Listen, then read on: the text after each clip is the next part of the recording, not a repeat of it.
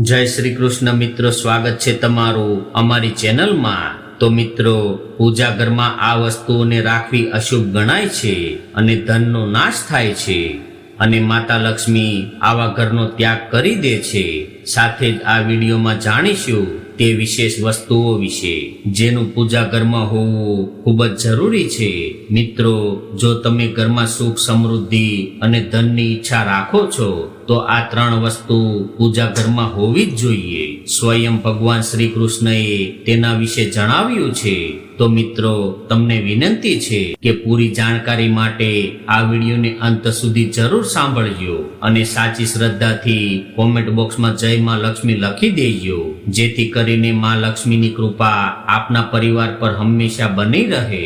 તો મિત્રો, દરેક મનુષ્ય પોતાના ઘરમાં એક નાનું પૂજા ઘર અથવા મંદિર જરૂર બનાવે છે, જેની અંદર તે પોતાના પ્રિય દેવી દેવતા અને તેનાથી જોડાયેલ મહત્વપૂર્ણ વસ્તુઓ શ્રદ્ધાપૂર્વક રાખે છે।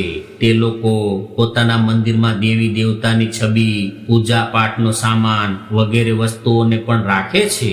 પરંતુ આપણા શાસ્ત્રોમાં મંદિરની અંદર કેટલીક વસ્તુઓ રાખવી જેટલું ફળદાયક હોય છે એટલું જ કે કેટલીક વસ્તુઓને રાખવી અમંગળ અને અશુભ ગણાય છે। આ કેટલીક એવી વસ્તુઓ છે જેનાથી ઘરમાં નકારાત્મકતા આવે છે અને લડાઈ ઝઘડા, કલેશ, કંગાલ અને નુકસાન થાય છે। આજે આપણે જાણીશું એવી જ કેટલીક અશુભ વસ્તુઓ વિશે જેને ઘણા લોકો જાણતા અજાણતા ઘરના મંદિરમાં રાખી દે છે। જો તમારા ઘરના મંદિરમાં પણ આવી વસ્તુઓ રાખેલી છે તો તેને તરત જ ત્યાંથી દૂર કરીને બીજી જગ્યાએ રાખી દો। તેને પૂજા ઘરમાં ભૂલથી પણ ન રાખો।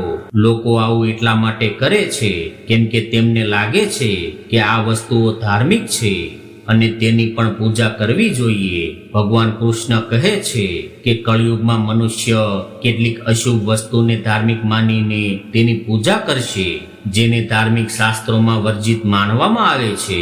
ભગવાન શ્રી કૃષ્ણને તેની ભવિષ્યવાણી પહેલા જ કરી હતી કે કળિયુગમાં મનુષ્ય અશુભ અને અધાર્મિક વસ્તુઓની પણ પૂજા કરશે। તો ચાલો જાણી લઈએ કે આપણે આપણા પૂજા ઘરમાં કઈ વસ્તુઓ રાખવી જોઈએ અને કઈ વસ્તુઓ ન રાખવી જોઈએ। નંબર 1, સ્વસ્તિક। તો મિત્રો, ઘરના મંદિરમાં સ્વસ્તિક જરૂર હોવો જોઈએ। તમે તેને કંકુથી બનાવી શકો છો। સ્વસ્તિક તમારા ઘરની શક્તિ, સૌભાગ્ય, સમૃદ્ધિ અને શુભતાનું પ્રતીક માનવામાં આવે છે। એ જ મુખ્ય કારણ છે કે કોઈ પણ શુભ કાર્ય કરતા પહેલા સ્વસ્તિકનું ચિહ્ન જરૂર બનાવવામાં આવે છે। નંબર 2 ઉપર આવે છે દીવો અને પૂજાદાની। મિત્રો, ભારતની પરંપરા માટી સાથે જોડાયેલી છે, એટલા માટે મંદિરમાં પારંપરિક માટીનો દીવો જરૂરી હોવો જોઈએ। જો તમે માટીનો દીવો નથી રાખી શકતા તો ધાતુના દીવાનો ઉપયોગ કરો। જો ભગવાનમાં તમારી શ્રદ્ધા વધારે હોય તો તમે છાણા ઉપર ગોળ અને ઘી રાખીને તેનો ધૂપ પણ આપી શકો છો। આવું કરવાથી ઘરમાં સુખ શાંતિ બની રહે છે। નંબર 3, કળશ। ભગવાન શ્રી કૃષ્ણ કહે છે કે કળશ સુખ અને સમૃદ્ધિનું પ્રતીક છે। તમારા મંદિરમાં કંકુથી સ્વસ્તિક બનાવીને તેની ઉપર મંગળ કળશ જરૂર રાખો। આવું કરવાથી ઘરમાં હંમેશા સમૃદ્ધિ બની રહે છે અને ઐશ્વર્યની પ્રાપ્તિ થાય છે। નંબર 4, ઘંટડી। મંદિરમાં તમે ઘંટડી જરૂર જોઈ હશે। ઘંટડીને ખૂબ જ શુભ માનવામાં આવે છે। જે ઘરમાં મંદિરમાં ઘંટડીનો અવાજ થાય છે ત્યાંનું વાતાવરણ શુદ્ધ અને પવિત્ર બને છે।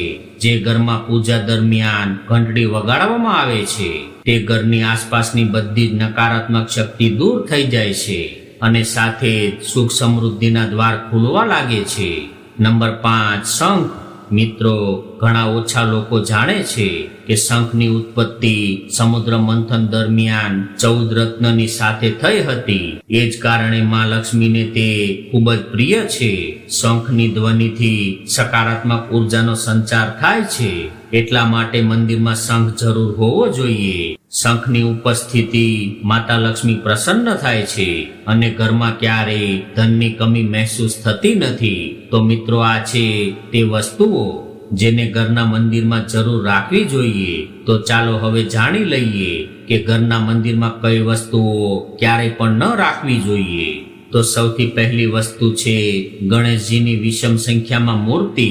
પૂજા ઘરમાં ક્યારેય પણ ગણેશજીની મૂર્તિ 1, 3, 5 એવી વિષમ સંખ્યામાં ન રાખો. તમારા ઘરમાં ગણેશજીની માત્ર 2 મૂર્તિ રાખો. તેને શુભ માનવામાં આવે છે. જો તમે તમારું મંગળ ઈચ્છો છો તો ગણેશજીની મૂર્તિ મુખ્ય દ્વાર પર અંદરની તરફ મુખ કરીને રાખી દો.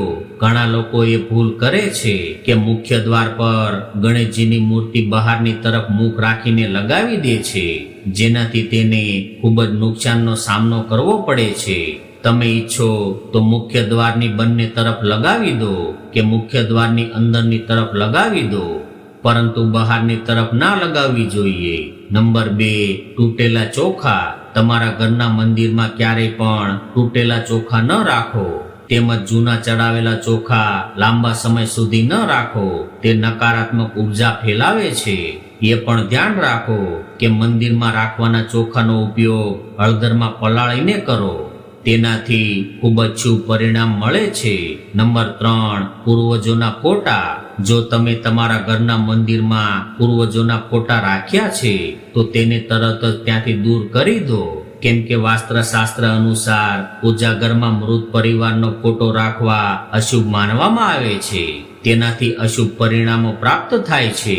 મૃતક પરિજન પૂજનીય અને સન્માનનીય હોય છે, પરંતુ તેનું સ્થાન દેવતાઓ બરાબર નથી હોતું. મૃતક સંબંધીઓના ફોટા ઘરના પૂજા ઘરમાં રાખવાથી પૂજા ઘરનું વાતાવરણ પણ નકારાત્મક બની જાય છે, જેનું અશુભ પરિણામ આપણે ભોગવવું પડે છે. ઘણા લોકો સાધુ સંતોની મૂર્તિ અથવા સાધુ સંતોની છબી પણ પૂજા ઘરમાં રાખી દે છે. આવું કરવું અશુભ માનવામાં આવે છે. જો તમે કોઈ સાધુ સંતને માનો છો તો તેની છબી દિવાલ ઉપર લગાવી શકો છો, પરંતુ પૂજા ઘરમાં ભૂલથી પણ ન રાખો. તો ચાલો હવે જાણીએ તે વિશેષ વસ્તુઓ વિશે જે તમારા પૂજા ઘરમાં જરૂર હોવી જોઈએ.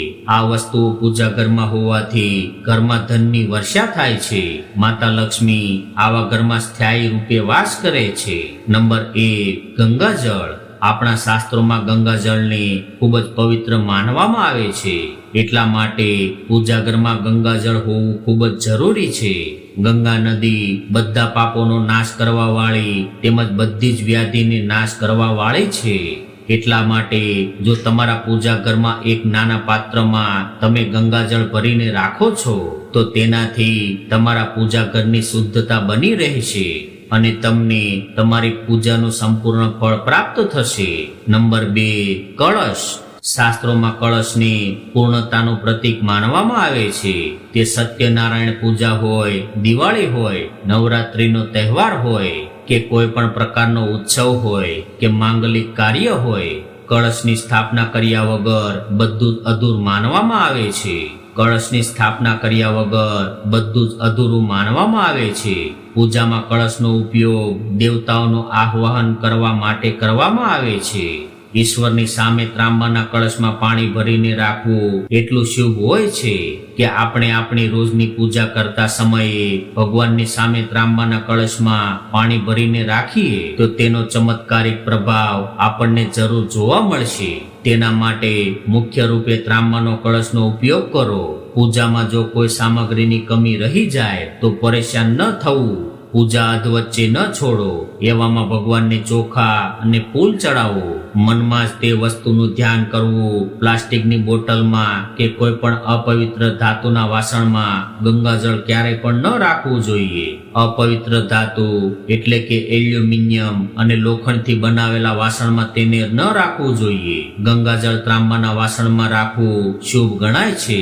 કેતકીનું ફૂલ શિવલિંગ ઉપર અર્પણ ન કરવું જોઈએ. કોઈ પણ પૂજામાં મનોકામનાની સફળતા માટે દક્ષિણા જરૂર ચડાવવી જોઈએ. માતા લક્ષ્મીને વિશેષ રૂપે કમળનું ફૂલ અર્પણ કરવું જોઈએ. અને જો તમે આ કાર્ય શુક્રવારના દિવસે કરો છો તો તેનો ખૂબ જ લાભ મળે છે. આ ફૂલને 5 દિવસ સુધી જળ છાંટીને ફરીથી ચડાવી શકો છો. હંમેશા તે વાતનું ધ્યાન રાખો કે ક્યારેય પણ દીવાથી દીવો ન પ્રગટાવવો જોઈએ. શાસ્ત્રો અનુસાર જે વ્યક્તિ દીવાથી દીવો પ્રગટાવે છે તે રોગી હોય છે. ઘરના મંદિરમાં રોજ સવારે અને સાંજે દીવો જરૂર પ્રગટાવવો જોઈએ. પૂજામાં એક દીવો ઘીનો અને એક દીવો તેલનો પ્રગટાવવો જોઈએ. પૂજામાં દીવો સાચી જગ્યાએ રાખવો જોઈએ. ઘીનો દીવો હંમેશા જમણી તરફ અને તેલનો દીવો હંમેશા ડાબી તરફ રાખવો જોઈએ. જળપાત્ર, ઘંટી, ધૂપદાની જેવી વસ્તુઓ હંમેશા ડાબી તરફ રાખવી જોઈએ. તો મિત્રો, આ વિડીયો પસંદ આવ્યો હોય તો વિડીયોને લાઈક કરજો, ચેનલને સબસ્ક્રાઇબ કરજો, જેથી તમને વિડીયોની નોટિફિકેશન સૌથી પહેલા મળતી રહે. અને કોમેન્ટ બોક્સમાં જય માં લક્ષ્મી જરૂર લખજો. વિડીયોને છેલ્લે સુધી જોવા બદલ આપનો ખૂબ ખૂબ આભાર. જય શ્રી કૃષ્ણ. રાધે રાધે. હર હર મહાદેવ.